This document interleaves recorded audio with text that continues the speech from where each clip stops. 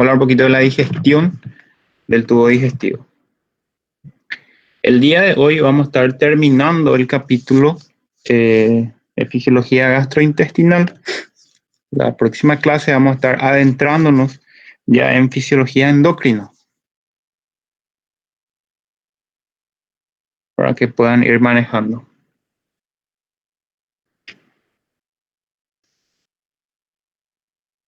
Para que podamos sobrevivir, tenemos que alimentarnos, ¿correcto? Y los principales fuentes de energía son las grasas, las proteínas y los carbohidratos, ¿correcto? Pero la mucosa gastrointestinal no tiene la capacidad de absorber grasas como grasas, ¿correcto? Pero sí los ácidos grasos.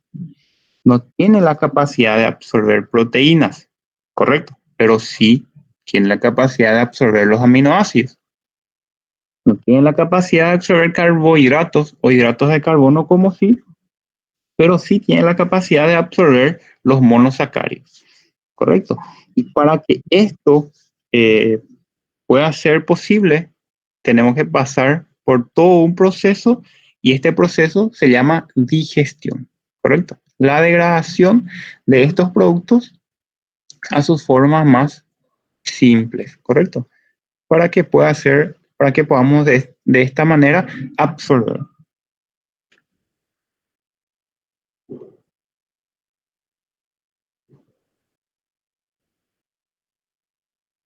La digestión en sí, tanto de las proteínas, de las grasas y los hidratos de carbono, se da mediante un proceso llamado hidrólisis, ¿correcto? Ahora vamos a ver la hidrólisis de los hidratos de carbono.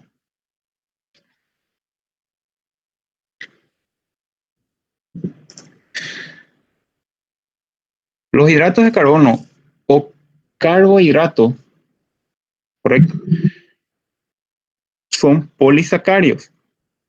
También encontramos en forma de monosacáridos, ¿correcto? Son polisacáridos, unión de varios monosacáridos, ¿correcto?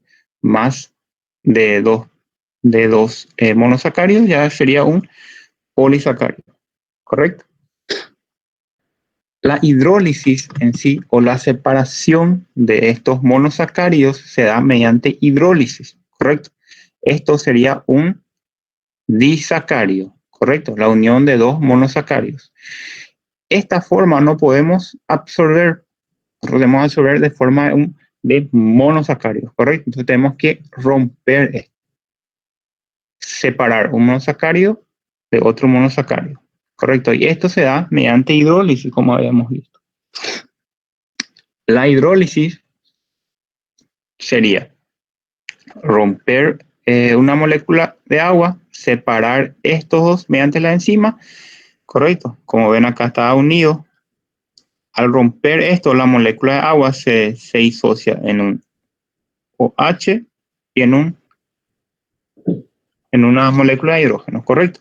Este hidrógeno se queda con este O unido, está acá, y el OH se va con el otro monosacárido. De esta forma, entonces, ocurre la separación mediante hidrólisis, ¿correcto? Ahora, la unión de esto se llama condensación, solamente a forma de información, ¿correcto? Y sería nada más que lo contrario, sería por una condensación, que sería nada más la unión nuevamente de la molécula de agua, ¿correcto? Va a tener que deshidratarse este monosacárido, va a perder su OH, su H, y de esta forma se une nuevamente, ¿correcto? Solamente la reacción inversa. También las grasas mediante hidrólisis, ¿correcto? Las grasas más abundantes son los triglicéridos, ¿correcto? Casi el 90% de las grasas son los triglicéridos. Los triglicéridos están formados por una molécula de glicerol unido a 3 moléculas de ácidos grasos. La separación de ellos se da mediante hidrólisis, ¿correcto?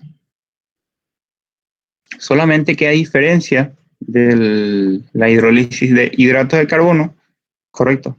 La separación de un hidrato de carbono y otro requiere solamente una molécula de agua. La hidrólisis de las grasas va a necesitar de 3 moléculas de agua, correcto, por cada ácido graso que tenga. Perfecto. Muy bien. Lo mismo la unión. Acá está nuestra molécula de glicerol. Estas son las moléculas de ácido graso. ¿Correcto? Por hidrólisis, entonces, si tenemos 3 moléculas de agua, separamos. Por un lado nuestro glicerol y por otro lado nuestros ácidos grasos libres. ¿Correcto? Solamente para que entiendan la separación. Lo mismo las proteínas, ¿está bien? La separación de un aminoácido de otro se da mediante la hidrólisis. La unión, lo mismo, también se va a dar por el mismo proceso, solamente que inverso, que sería la condensación, ¿correcto? Acá está nuestra, vamos a suponer que fuera una proteína, ¿correcto? Esto sería un aminoácido, esto otro aminoácido. Un aminoácido con otro aminoácido están unidos mediante enlaces peptídicos, ¿correcto? El enlace peptídico que une un aminoácido con otro se puede romper mediante la hidrólisis de una molécula de agua, ¿correcto? El mismo proceso. ¿Se dan cuenta? Se rompe acá. Por un lado se va el OH y por el otro lado el hidrógeno. La separación de un aminoácido de otro. La ruptura de un enlace peptídico. Entonces, tanto las proteínas, los hidratos de carbono y las grasas se separan mediante hidrólisis.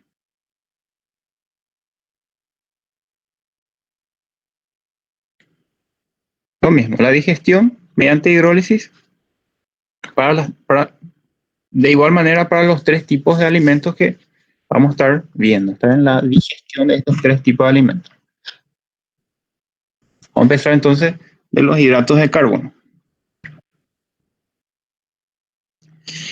Nuestra dieta va a contener 3 principales o 3 tipos principales de hidratos de carbono, ¿correcto? Que son la sacarosa, que son la galactosa y los almidones. También tenemos otros hidratos de carbono que son menos abundantes, pero también podemos citar como la amilosa, el glucógeno, el alcohol, ácido láctico, pirúvico, pectina, dextrina, también la celulosa, ¿correcto? Aunque la celulosa sea un hidrato de carbono muy abundante en nuestra dieta, ¿correcto? Ustedes saben que no puede ser digerida. La celulosa, el ser humano tiene la capacidad de digerir. Entonces, por eso no cuenta nada más como una fuente de alimento, ¿correcto? Sirve más bien para el tránsito gastrointestinal, ¿correcto? Muy bien, como la celulosa no puede ser digerida, ¿correcto? Al pasar por el aparato gastrointestinal, actúa como un soluto, ¿correcto? Y va atrayendo agua desde el medio intracelular. ¿Para qué esto? Para favorecer entonces el pasaje, el tránsito de este quimo, el procesamiento de este quimo en sí, ¿correcto? Muy bien.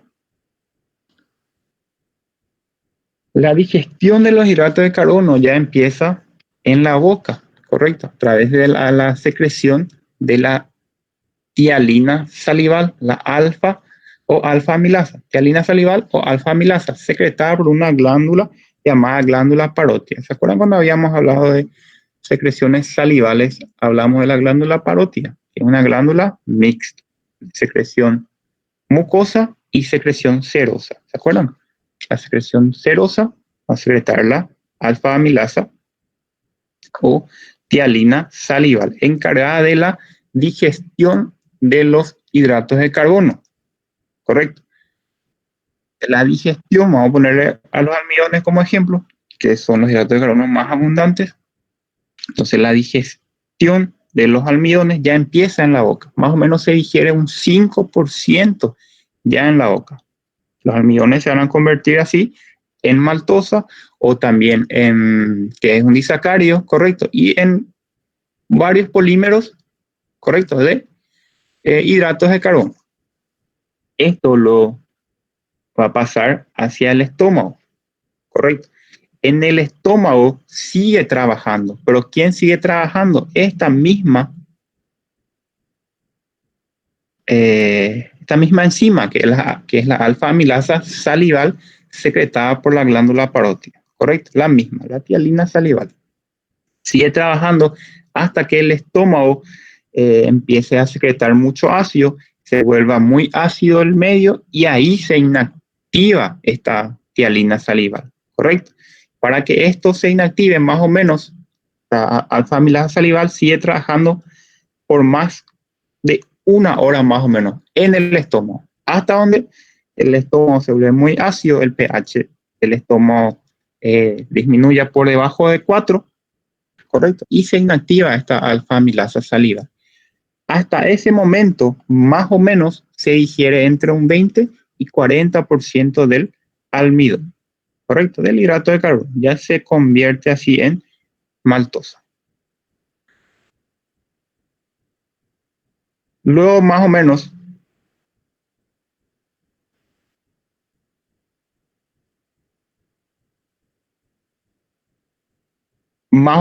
después de 1 hora de haber sucedido, después de más o menos 15 a 30 minutos de haber sucedido eso, el quimo empieza a pasar hacia el duodeno.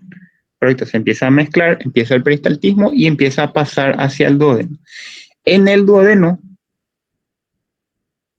correcto, al llegar el quimo se empieza a secretar la amilasa pancreática. ¿Se acuerdan? Ya habíamos hablado de él. La amilasa pancreática se empieza a producir por el páncreas y secretarse en el duodeno.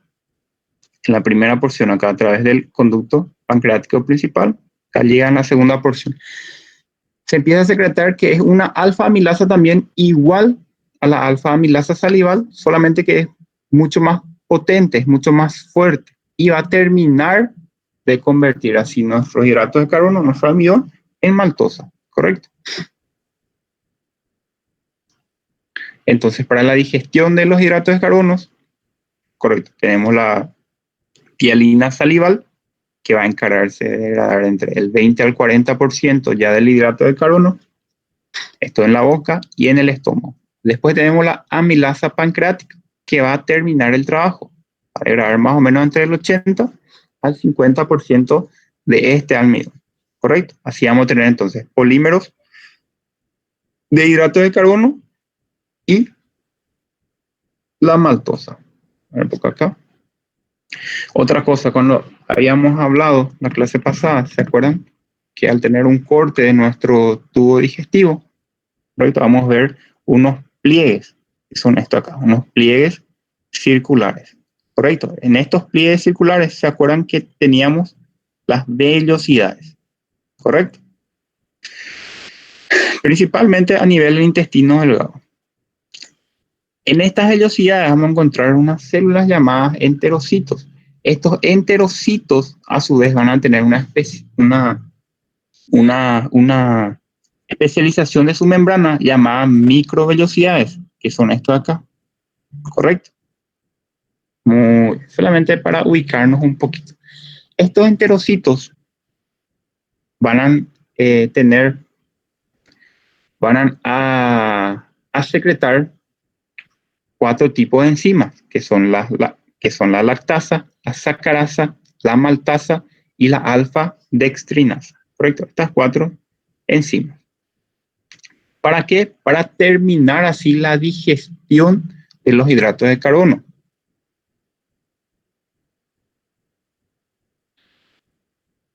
Tenemos nuestro hidrato de carbono.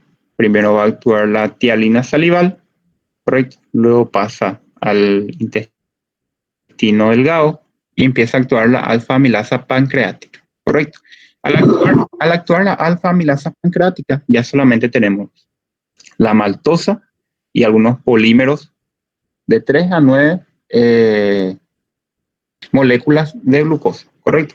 Esto principalmente, esto corresponde al 90% de todos los almidones, por eso se habla más de la maltosa, ¿correcto? Pero también podemos tener un 10% de lactosa y sacarosa, como disacáridos, ¿correcto?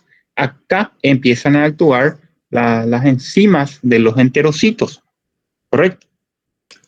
Si hablamos de la maltosa, vamos a estar hablando de la maltasa y la alfa-dextrinasa, ¿correcto? Que va a convertir este disacárido, que es la maltosa, en dos moléculas de glucosa. Perfecto. Si hablamos de la lactasa, ¿correcto? Vamos a estar hablando de la lactosa y vamos a convertir la lactosa en una molécula. ¿Ustedes se acuerdan? Que la lactosa es un disacárido formado por una molécula de glucosa y una molécula de galactosa, ¿correcto? Entonces, al actuar la lactasa va a romper por hidrólisis, ¿correcto? Va a separar estos dos monosacáridos y entonces vamos a tener por un lado la lactosa y por otro lado vamos a tener la glucosa, ¿correcto? Si hablamos de la sacarosa, ¿correcto? Vamos a hablar de la enzima que es la sacarasa. La sacarosa está formado es un disacárido, ¿correcto? Formado por una fructosa más una glucosa. Entonces, al separarle, vamos a tener una molécula de fructosa y una molécula de glucosa, ¿correcto? Es la imagen del libro de ustedes.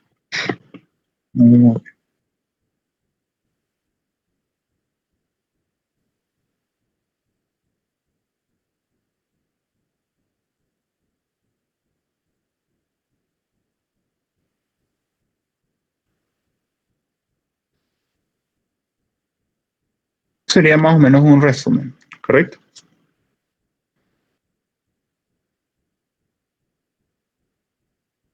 Entonces, con respecto a la digestión de los hidratos de carbono, empezamos en la boca con la alfa-amilasa salival o tialina salival. Empieza la digestión ya de los hidratos de carbono, ¿correcto?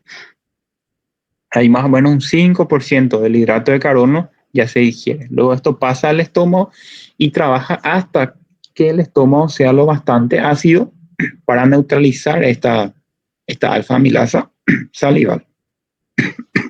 Correcto. En ese transcurso, más o menos entre el 20 al 40% del hidrato de carbono en sí ya se habrá digerido, ya se habrá convertido en maltosa, lactosa y sacarosa. Y algunos polímeros ¿verdad? De 3 a 9 moléculas de glucosa. ¿Correcto?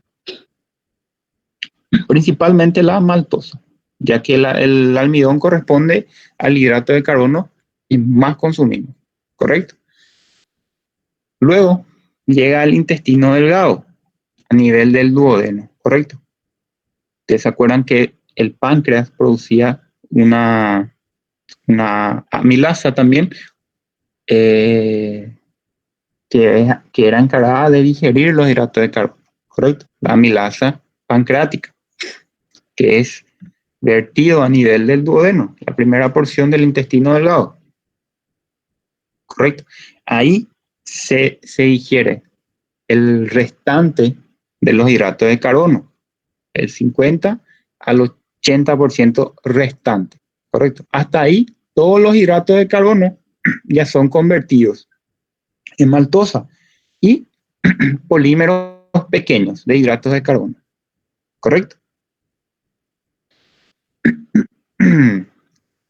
Pero nosotros no podemos absorber disacáridos, ¿correcto? Nosotros tenemos que absorber monosacáridos y para eso nuestros enterocitos también tienen enzimas, ¿correcto? Ahora el enterocito es el que va a secretar sus enzimas para así terminar el trabajo. Las enzimas de nuestro enterocito son la maltasa, la lactasa y la sacarasa. La maltasa es la encargada de convertir la maltosa, que es un disacárido, en moléculas de glucosa. Convierte en 2 moléculas de glucosa. Separa este disacárido y se convierte así en 2 moléculas de glucosa. ¿Correcto? Perfecto. Al hablar de la lactosa, ustedes saben que la lactosa está formada por 2 mono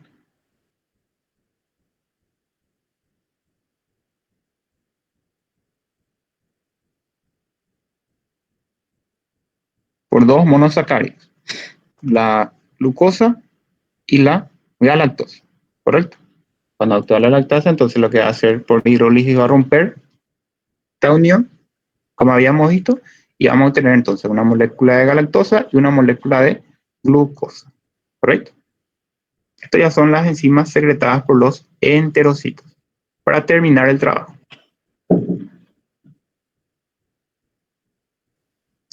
vamos a empezar a hablar de la digestión de las proteínas. Vamos a recordar un poquito clase pasada, cuando habíamos hablado de las glándulas, ¿correcto?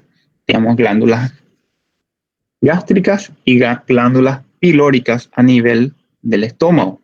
Las glándulas gástricas predominan, corresponden al 80% de todas las glándulas y se ubican a nivel del fondo y cuerpo.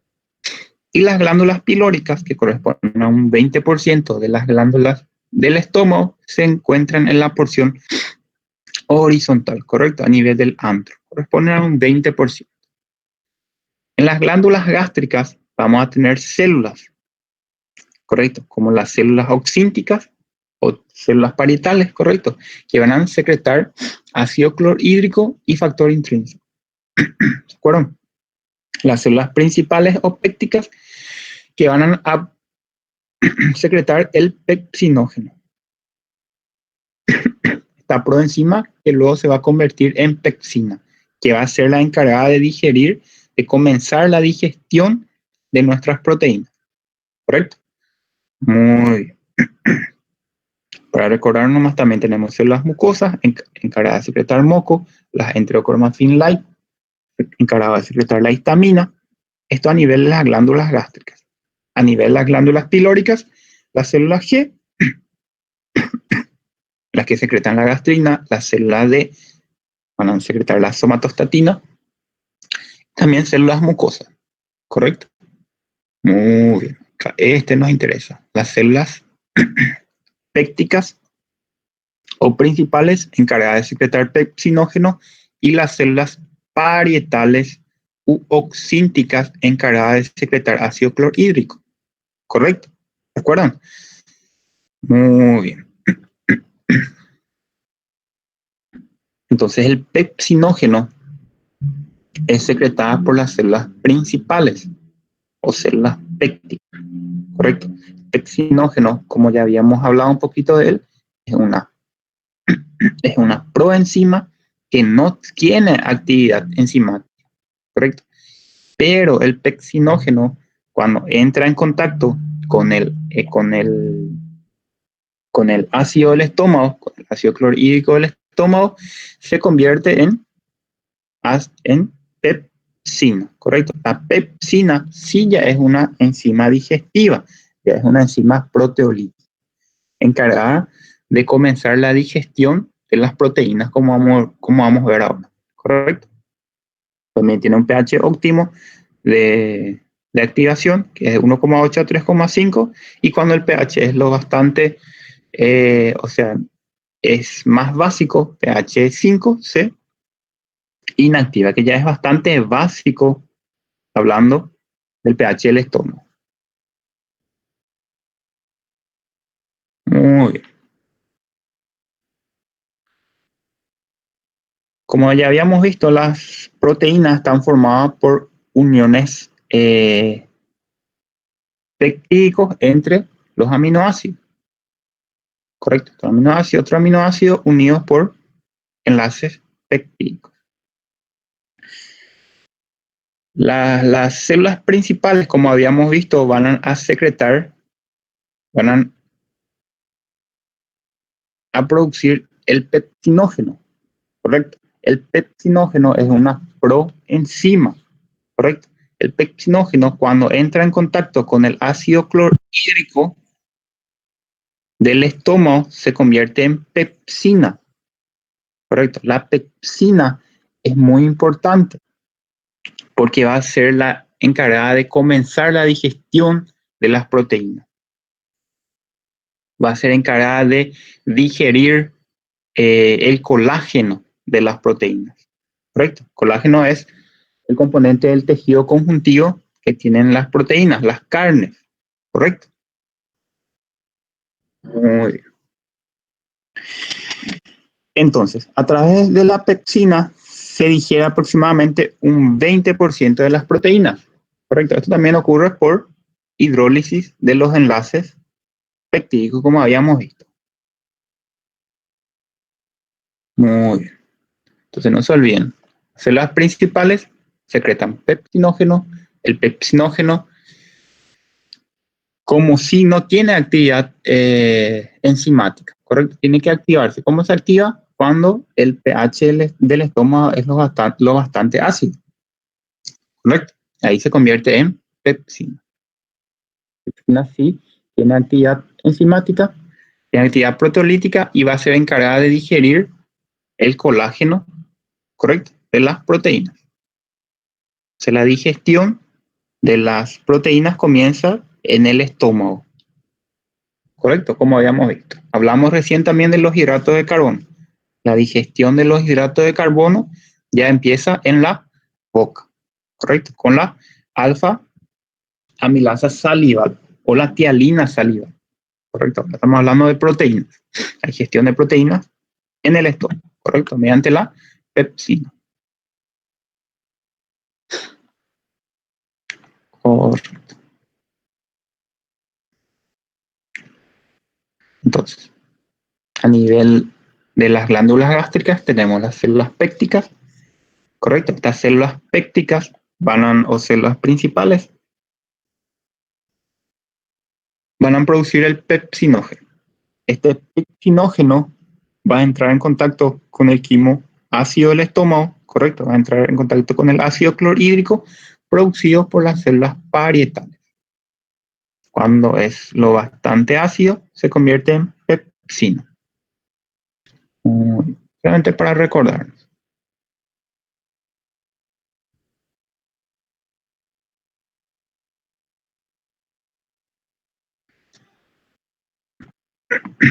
Muy bien. Como vimos, la digestión de las proteínas empieza en el estómago a través de las células principales que van a secretar pepsinógeno, ¿correcto? Este pepsinógeno que se va a convertir luego en pepsina mediante el quimo ácido, mediante el ácido clorhídrico secretado también a nivel del estómago, ¿correcto? Esta pepsina a su vez va a ser la encargada de digerir el colágeno de las proteínas, esa es su función, y contribuye al 20% aproximadamente de la digestión de las proteínas. Las proteínas ya se digieren en un 20% aproximadamente, entonces, en el estómago. Correcto. El páncreas, ¿se acuerdan cuando hablamos de secreción pancreática? Hablamos de que el páncreas secreta lipasas, amilasas, proteasas, ¿correcto? Encargada de la digestión. Y las proteasas, entre las proteasas tenemos la tripsina, la quimiotripsina y la carboxipolipeptidasa que habíamos hablado, ¿correcto? Estas son encargadas de digerir, de la digestión de las proteínas.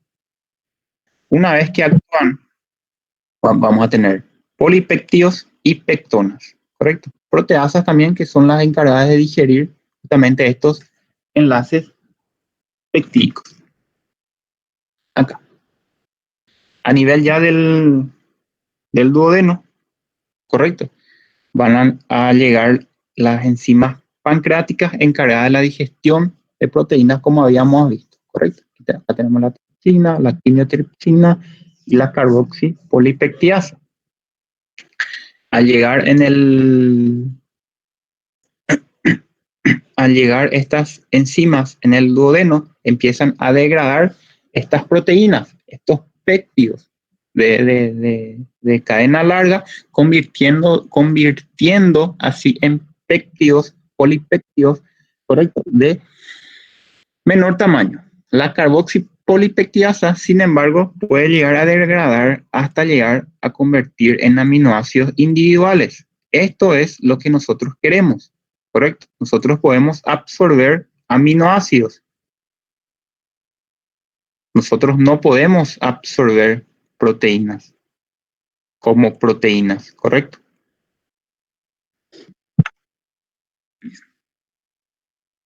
Y el último estadio de la digestión de las proteínas va a ocurrir a nivel de los enterocitos. La membrana de los enterocitos va a producir dos tipos de, o sea, va a secretar también dos tipos de enzimas encargadas de la digestión de las proteínas, que son la aminopeptidasa y la dipeptidasa. ¿Correcto? Entonces así el polipéptido se va a convertir en aminoácidos libres, ¿correcto? En dipéptido, que no tengo acá ni una imagen, y tripéptidos, ¿correcto? Estos van a ingresar, ¿correcto? Van a ingresar dentro de nuestro enterocito y dentro del enterocito, ¿correcto? Estas mismas enzimas secretadas por ellas, la aminopeptidasa y la dipeptidasa, va a romper, correcto, estos enlaces peptídicos que sobran y convertirle así en aminoácidos libres para que puedan continuar el trayecto, correcto. Muy bien.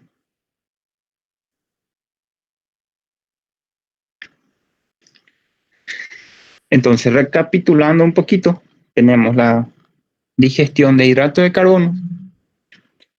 La digestión de hidratos de carbono ya empieza en la boca, correcto, por la alfa amilasa salival, tialina salival, que empieza su digestión. Más o menos 5% ya del hidrato de carbono en la boca. Pasa al estómago hasta que ahí se neutralice. Sigue actuando más o menos hasta neutralizarse. Digiere entre el 20-40% de los hidratos de carbono. Todo también por hidrólisis. Lo pasa al duodeno, correcto, donde continúa la digestión, la alfa amilasa, pero pancreática, ¿correcto? Que va a terminar así la digestión de los hidratos de carbono.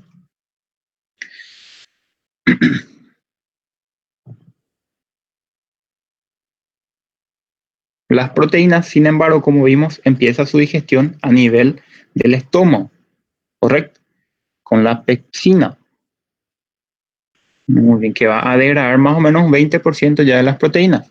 Esto luego pasa al duodeno y acá las enzimas pancreáticas van a continuar su trabajo, van a continuar degradando las proteínas hasta tener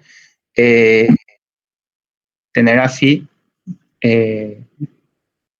péptidos de menor tamaño, ¿correcto? Hasta que los enterocitos terminen su trabajo a través de las dipeptidasas y aminopeptidasas, ¿correcto? Convirtiendo ya así los dipéptidos o tripéptidos en aminoácidos libres, ¿correcto? Para poder absorber. Ahora, con respecto a la digestión de las grasas, como vimos al comienzo, las grasas más abundantes son los triglicéridos, ¿correcto? Aunque en menor medida también tenemos el colesterol, los ésteres de colesterol, los fosfolípidos, ¿correcto? Pero al hablar de grasa, digestión de grasa, normalmente hablamos de los triglicéridos, que es lo más abundante que se encuentra en nuestros alimentos. Y comienza también a nivel de la boca, ¿correcto? Las glándulas salivales van a secretar la lipasa lingual, ¿correcto? Igual que las células principales también van a secretar la lipasa gástrica. En conjunto, la lipasa lingual y la lipasa gástrica van a digerir más o menos el 10% de los triglicéridos, ¿correcto? Esto ya a nivel de la boca y a nivel del estómago. 10% de los triglicéridos, ¿correcto? El resto a nivel del intestino delgado. Muy bien. Continuamos. Cuando el estómago empieza a contraerse, empiezas a mezclar el contenido, se empieza a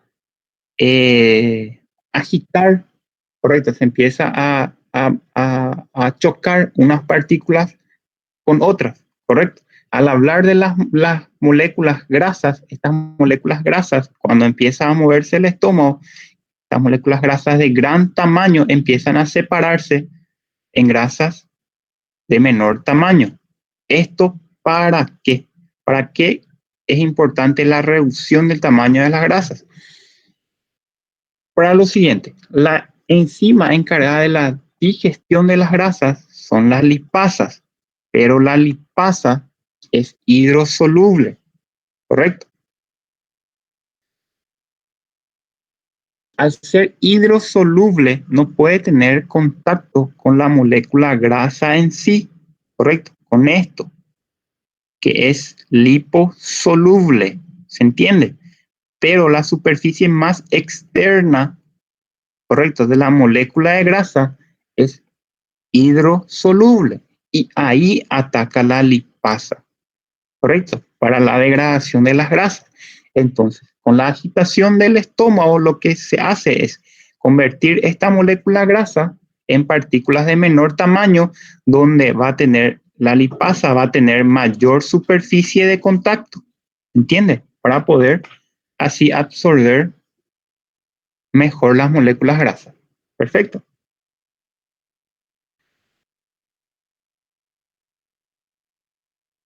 Esto a nivel de estómago, pero principalmente esta separación, esta emulsión se da a nivel de intestino delgado, a través de la bilis, ¿se acuerdan? La función de la bilis cuando habíamos visto en la emulsión de las grasas, poco acá. El peristaltismo del estómago y la bilis en la emulsión de la grasa. Tenemos una partícula grasa acá de gran tamaño, ¿correcto? Con una pequeña superficie expuesta para la lipasa. En este caso, la lipasa pancreática, ¿correcto? Con el peristaltismo lo que hacemos es fragmentar esta molécula de grasa en gotitas de grasa de menor tamaño, ¿correcto? Solamente que estas moléculas grasas van a tender a juntarse nuevamente, ellos se van a querer juntar nuevamente. Y ahí entra en contacto ahí entra en trabajo las sales biliares, ¿correcto? Estas sales biliares no permiten que estas gotitas de grasa se vuelvan a juntar, ¿entiende? Y formar una molécula grasa de gran tamaño. Entonces, cuando se van separando en moléculas, en gotitas de grasa más pequeñas, se le unen estas sales biliares y no permiten que se vuelvan a unir, ¿correcto? Y de esta forma actúan emulsionando, ¿correcto? ¿Y para qué queremos esto? Para que la lipasa pueda tener mayor contacto con las gotitas de grasa, ¿se entiende? Para que pueda tener mayor superficie de contacto. ¿Se acuerdan que la lipasa era hidrosoluble y la molécula de grasa es liposoluble, ¿correcto? Entonces, para que pueda actuar la lipasa, tiene que ocurrir esto, ¿correcto? Un poco. Entonces, la emulsión sería para disminuir la tensión superficial, esto convertir así en gotas pequeñas de grasas para que tenga una mayor superficie de contacto con las lipasas. ¿Correcto? Muy bien. Espero que se haya entendido. Ahora un poco la bilis se une a las grasas para causar la emulsión. ¿Correcto? Podemos decir que la bilis reduce el tamaño de las grasas. En realidad, lo que ocurre es que el peristaltismo separa estas gotas de grasa en estas moléculas de grasa en gotitas de menor tamaño y ahí se le une, ¿correcto?, las sales biliares. ¿Para qué? Para que ellas no se vuelvan a unir y formar nuevamente esta molécula de grasa de gran tamaño, ¿correcto? De esta forma va a aumentar limitar la superficie expuesta para que actúen las lipasas. ¿Correcto? Muy bien. Aparte de esto, las sales biliares van a tener dos caras. Una cara que es soluble en agua y una cara que es soluble en grasa. La cara soluble en grasa es la que se le une, es la que se une con las moléculas grasas, ¿correcto? Y la cara soluble en agua es la que se queda hacia afuera, ¿correcto? La que se encuentra expuesta sería esta, ¿correcto? Y esto no permite, como esto es soluble en agua, no va a permitir que se una con otra molécula grasa, ¿se entiende? Y va a favorecer a su vez la acción de las lipasas, que son hidrosolubles, ¿correcto? Muy bien. Pues acá tenemos la emulsión de grasas, las sales biliares, principalmente la lecitina, que van a encargarse de emulsionar la grasa. ¿Cómo? Disminuyendo la tensión superficial, ¿correcto? Y ayudando a que las moléculas de pequeño tamaño no vuelvan a unirse, ¿correcto? Favorece la fragmentación. Esto ya habíamos hablado, ya esto le denominamos función detergente o función emulsificadora de las sales biliares, ¿de acuerdo? Muy bien.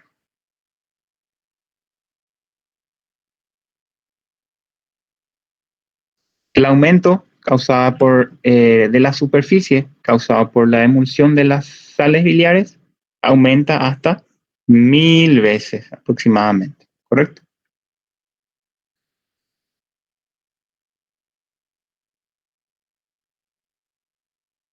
Como ya habíamos hablado, solamente las lipasas producidas a nivel de la boca y el estómago solamente pueden digerir aproximadamente un 10% de la grasa, ¿correcto? El resto a nivel del intestino delgado, por medio de la lipasa pancreática, que es la enzima, ya que era casi el 90%, es la enzima más importante de la digestión de las grasas, ¿correcto? La digestión de los triglicéridos, ¿correcto? También los enterocitos tienen una lipasa llamada lipasa intestinal, solamente que normalmente no es necesaria, no es útil, ¿correcto? Ya que la lipasa pancreática es muy potente, ¿correcto? Acá. Entonces nuestro triglicérido, ¿correcto? ¿Se acuerdan? Glicerio formado por una molécula de glicerol y 3 moléculas de ácidos grasos. Lo que hace la lipasa pancreática es hidrolizar estas uniones, ¿correcto? Y normalmente la lipasa pancreática lo que hace es hidrolizar en el enlace 1 y el enlace 3, ¿correcto? De esta forma vamos a obtener 2 monoglicéridos, ¿correcto? Dos, mon, dos monoglicéridos, perdón, 2 monoglicéridos, ¿por qué? Porque el enlace 2 es el que sobrevivió, ¿correcto? Porque la lipasa actúa sobre el enlace 1 y el enlace 3, ¿correcto? Entonces, sobra el 2 monoglicérido y 2 moléculas de ácidos grasos libres, ¿correcto? Muy bien, lo mismo acá. Tenemos la grasa, ¿correcto? La bilis más la agitación va a convertir en grasa emulsionada, en grasa de menor tamaño. Luego, esta grasa emulsionada va a actuar sobre ella la lipasa pancreática. La lipasa emulsionada, a diferencia de la grasa, es solamente que tiene más superficie expuesta. Son de menor tamaño, entonces va a tener mayor superficie expuesta. Y así la grasa ya emulsionada se va a poder convertir en ácidos grasos libres, que son estos, son ácidos grasos libres, ¿correcto? Y el 2-monoglicérido. 2-monoglicérido, ¿correcto? Muy bien. ¿Por qué esto? Porque la lipasa pancreática actúa sobre el enlace 1 y el enlace 3, ¿correcto? Entonces sobra, por un lado sobra esto, el 2-monoglicérido, y por otro lado las 2 moléculas de ácido graso.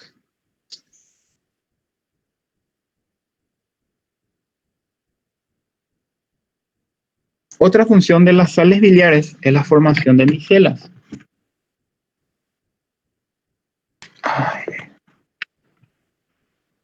Una vez ya formado nuestro monoglicérido y también estos ácidos grasos libres que vimos acá recién, nuestro monoglicérido y nuestros ácidos grasos libres, estos estos van a formar micelas, ¿correcto? Con las sales biliares. Estas micelas sirven para poder transportar estos ácidos grasos libres, ¿correcto? Y estos monoglicéridos hacia el interior de nuestro enterocito, ¿correcto? Esto porque estas micelas, ¿correcto? Estas micelas que forman las sales biliares van a tener, como habíamos visto, dos caras. Vimos recién que tiene dos caras. Una cara que es hidrosoluble y una cara que es liposoluble. La liposoluble es la que va a tener contacto con la grasa, ¿correcto? Y la hidrosoluble va a favorecer su transporte, ¿correcto? Hacia el interior del enterocito, ¿correcto? A lo que llamamos función transbordadora. Entonces las sales biliares también tienen una función llamada función transbordadora, ¿correcto? Una vez ingresado dentro de los enterocitos,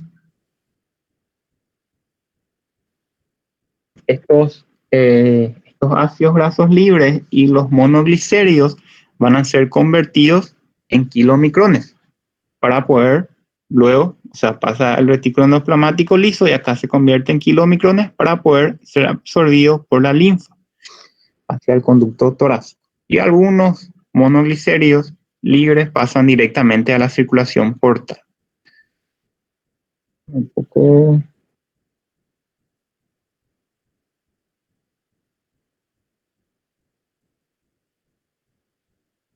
Tengo la imagen.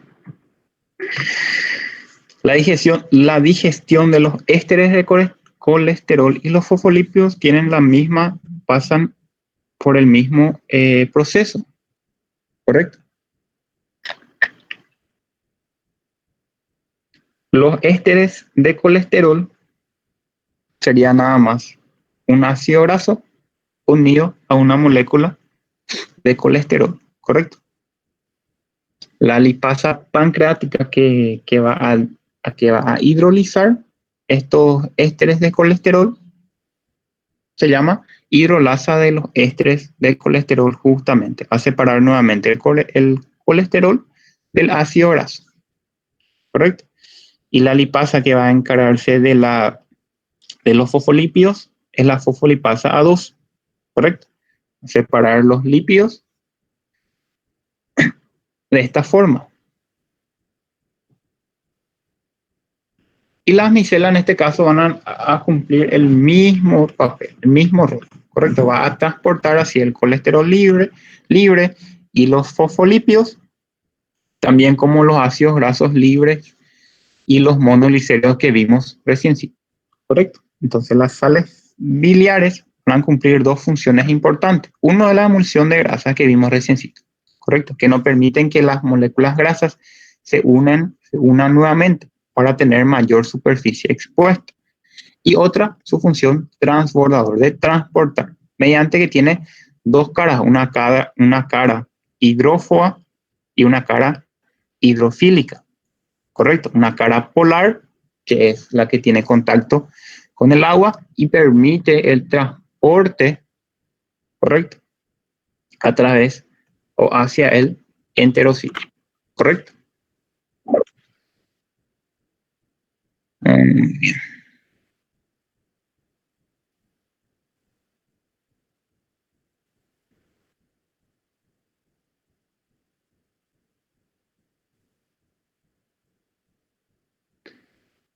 Hay, hay alumnos que quieren entrar.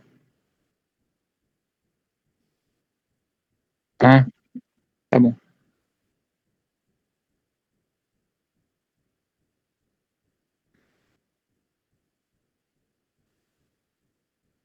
Así entonces hablamos de la digestión, los hidratos de carbono, de las proteínas y de las grasas, ¿correcto? Ahora vamos a...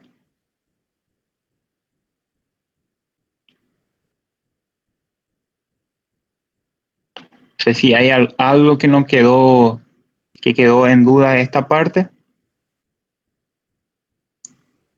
Tampoco...